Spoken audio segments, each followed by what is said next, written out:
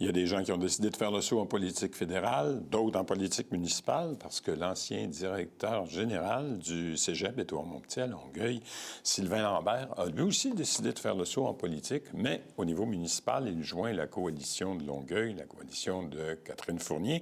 Il était avec nous il y a quelques heures. On vous présente l'entrevue.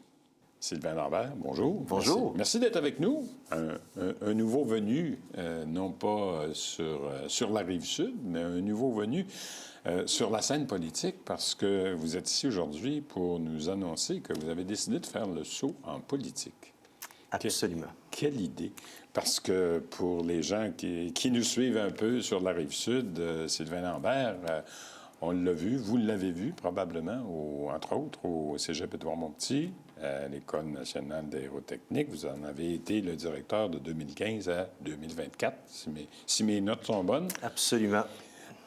Précédemment, vous avez été aussi au Cégep de Granby, si mes notes sont aussi bonnes. Et maintenant... Vos notes sont justes. Pas si pire.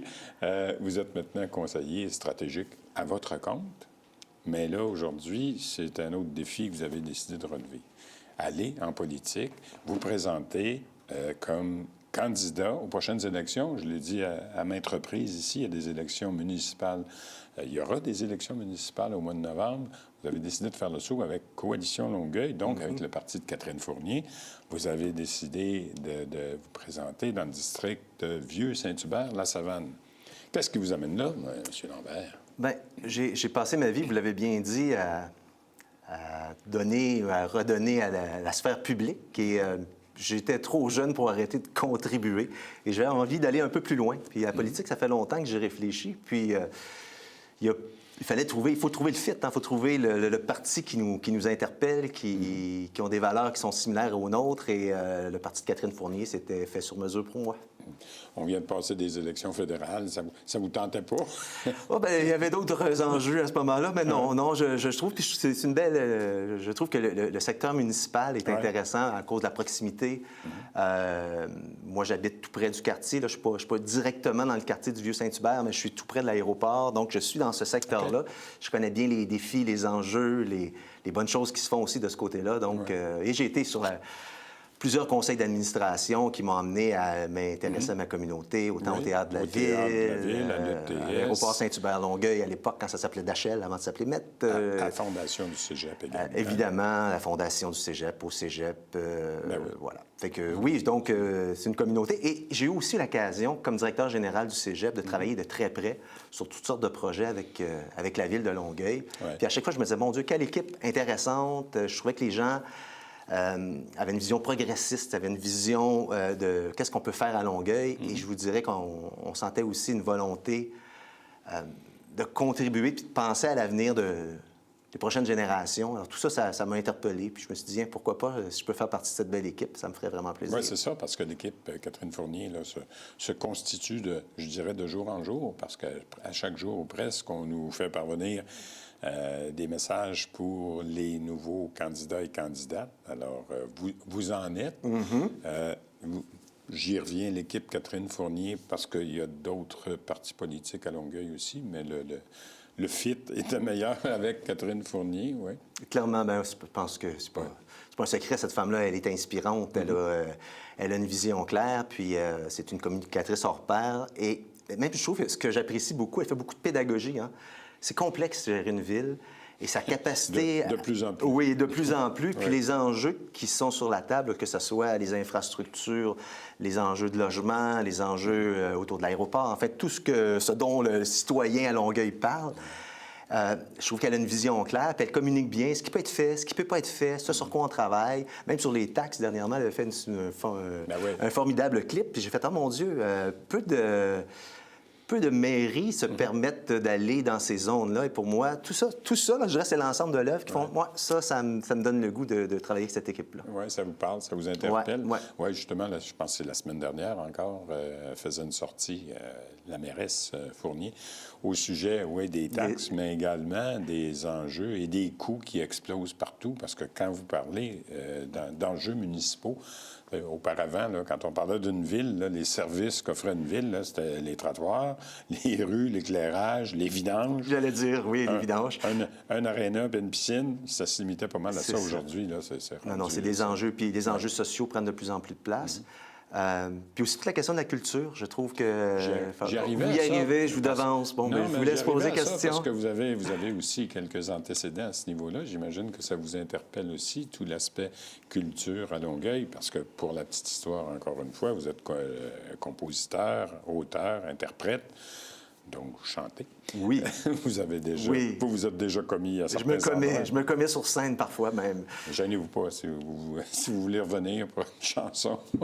Mais oui, vous commettez sur scène également? Oui, mais de façon très... En fait, c'est un petit bonheur que je me réserve quand on est gestionnaire d'une organisation comme un cégep, évidemment, ça demande beaucoup d'énergie. Alors, c'est bien d'avoir un petit passe-temps à côté. Oui. Et j'ai toujours aimé la création. D'ailleurs, je suis, à l'époque, quand j'étais au cégep de Granby, j'avais fondé l'École nationale de la chanson avec Robert Léger, ex-membre du groupe Beau Dommage, école qui existe encore aujourd'hui puis qui prend de l'ampleur. Ouais. Donc, cette fibre culturelle-là, et je suis un amateur de théâtre, de culture, d'art visuel, et puis je trouve, malheureusement, chez nos politiciens, il en manque. Il y en a beaucoup. On a beaucoup de comptables et d'avocats qui peuvent avoir un intérêt pour la culture, mais des gens qui la pratiquent, même si c'est pas de façon professionnelle, mais qui savent c'est quoi le travail qui est associé à ce type de profession.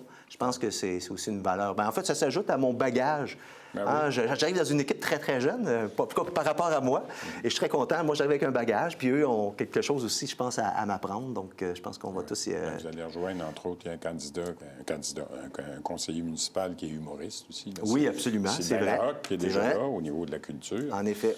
Dans les dossiers qui vous allument, qui vous préoccupent, pardon, celui de la culture, j'imagine, au niveau municipal, parce que vous le savez aussi, à Longueuil, dans le Grand Longueuil, on réclame depuis des années et des années un fameux complexe culturel qui ne vient jamais d'ailleurs, qui s'est déplacé à un moment donné. Il était à côté de chez Pratt & Whitney, il était à côté de la station de métro, on dirait qu'il était sur roue, mais on n'a pas encore vu la pelletée de terre pour voir ce fameux complexe-là.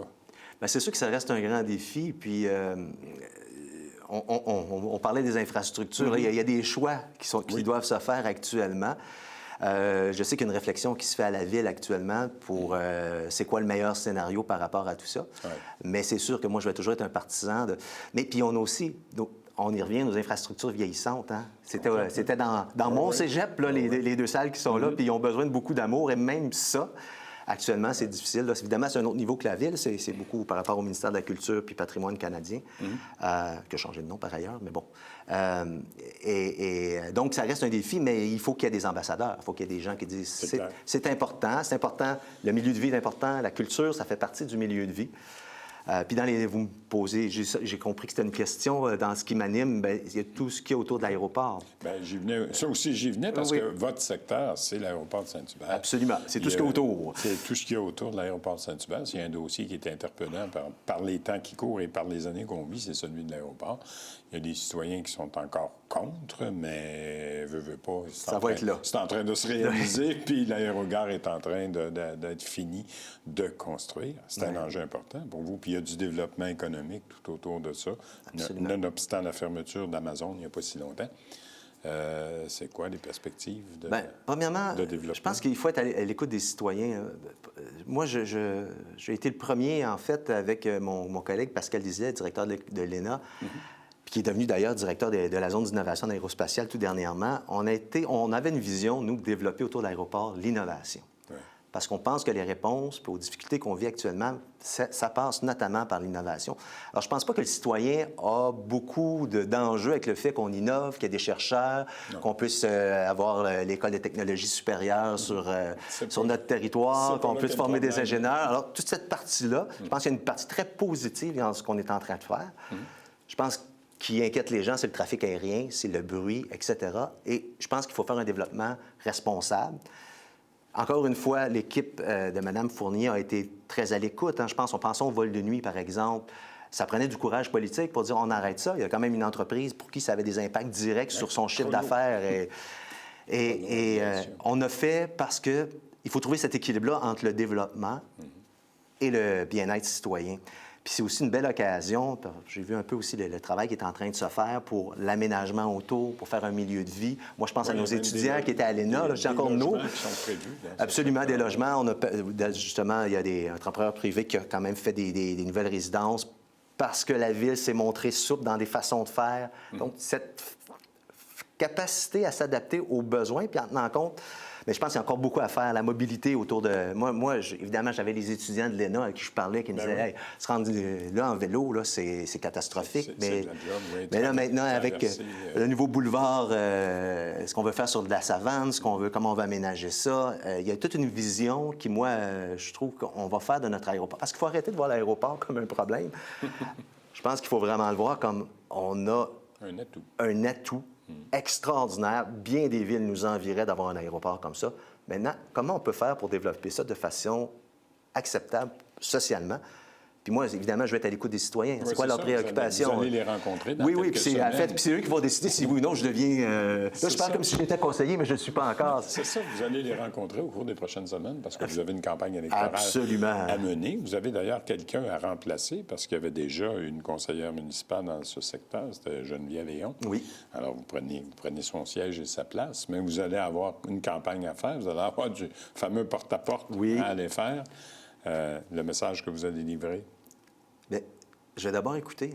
Je pense que c'est la première chose comme élu. On est là pour représenter les citoyens. Évidemment, on a une vision, on a une idée d'où on veut aller, mais il faut commencer par savoir qu'est-ce qui préoccupe le citoyen. Moi, je peux bien arriver avec les meilleures idées du monde. Si c'est le parc en face de chez eux qui est en train de tomber en ruine, qui les préoccupe, j'aurais beau dire, oui, mais vous savez, on va avoir des avions moins polluants. Il faut aller prendre le pouls. Mais c'est sûr que je vous cacherai pas que j'ai quand même des ambitions autour de la zone d'innovation. Je pense qu'on a l'occasion de faire un quartier qui est extraordinaire, puis respectueux, puis avec des milieux de vie qui sont intéressants. Poursuivre ce qui a déjà été commencé en termes de sécurisation. Moi, j'habite, comme je vous dis, tout près de ce quartier-là, plus du côté du Boisé du Tremblay. Et mes voisins me parlent, là, la sécurité routière, les enfants, quand on se rendre à l'école. Il y a eu beaucoup de choses qui ont été faites qui, pour moi aussi, j'entends des soupirs de soulagement là, dans ces initiatives-là. Et encore une fois, on veut continuer ce beau travail-là qui a déjà été amorcé. Bien, je vous laisse débuter votre porte-à-porte. Sylvain Lambert, merci beaucoup d'avoir été avec nous aujourd'hui. Bonne campagne. Merci. Je vous remercie beaucoup pour votre invitation. Merci.